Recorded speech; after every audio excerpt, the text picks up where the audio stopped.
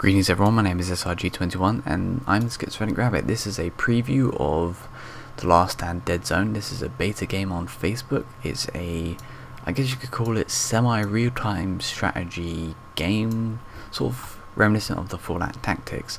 Basically it's a zombie apocalypse game and you build a compound, recruit survivors and build up your forces, etc., and go out and loot. There is a beta at the moment and PvP options will be opened up later to obviously go and attack and raid players. There are 5 main different resources: wood, metal, cloth, food and water. You can build constructions to get all these items. You can also go outside and loot them. There are other factors to include in the game, including morale, compound security rating and comfort rating. Comfort ratings, basically the rating is given so your guys are happy, which improves morale. Security rating does the same thing. Security rating is increased by building up defenses such as these floodlights and barriers. You can also increase it by upgrading them as well. There are a bunch of different things you could build at the moment. So there are different workbenches, windmills, recyclers, storage, production, security stuff, comfort and random stuff you can use using fuel. Fuel is the in-game currency system at the moment, as most Facebook games do have it. This is a mission report. Mission reports are basically given when you go out and do missions. At the moment you can see one of my survivors was injured. We found fuel and some other things. If we go to our screen here, our survivor screen, you can see that our man is injured and he will not be available for this amount of time. There are many different types of people you can have. They will all come unskilled and you can pick a skill for them.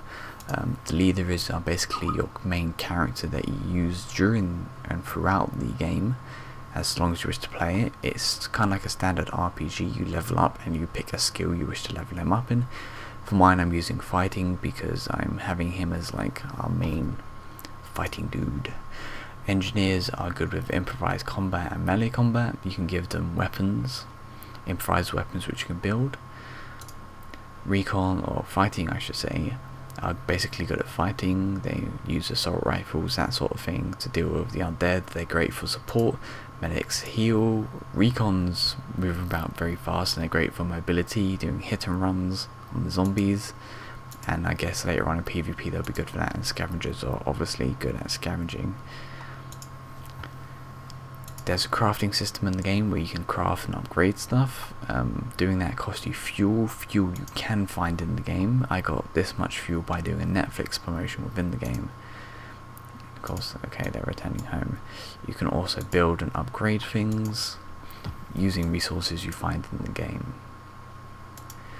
If we go to our city map, we can see there's a large area which we can explore and loot. Each of these buildings you can go into. You can send people on automated missions which you do not control, or you can send people in controlled missions, let's say.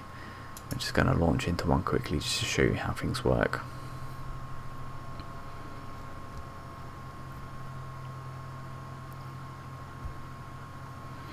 Now that we're in a controlled mission, we can see we're engaging the undead infected here, and we can loot items within the building. Obviously I have the realistic lighting settings on and other stuff, so it may be quite dark. Here are the settings for you. You can also make this game full screen, as I'm doing here, which makes the game feel much more of a real game instead of a Facebook game, I guess you could say. There are also zombie dogs you can engage by shooting them, as you did there. When your guy reloads, he'll either say reload or that marker will go over his head. At the moment I'm kind of glitching on this and it's not really showing me where I need to go. So obviously my guy's in trouble and he's by himself, so I'm going to leave this area. Your guy will lose health as he gets hit by zombies. As you can see, I don't really loot much, but I just giving you an example of the game. When you do go loot something, depending how far out, you have a return time, and this is basically saying you can't use the survivor for that amount of time. You get mission reports. You can also recycle items you found. Here's an example of me recycling stuff. You can recycle things one at a time until you build the recycler, which then you can recycle multiple objects at the same time. An example of this would be we can recycle this here one at a time, or we can click the recycler where we can recycle a number of things at the same time. Recycling gives you resources, it also gives you achievements that are in the game.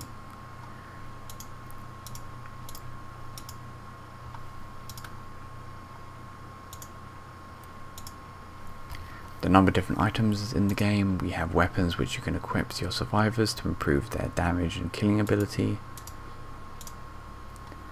These weapons vary from rare, common, uncommon, and quite frankly junk. Gear options are the same. Gear will give you buffs to your characters and your survivors.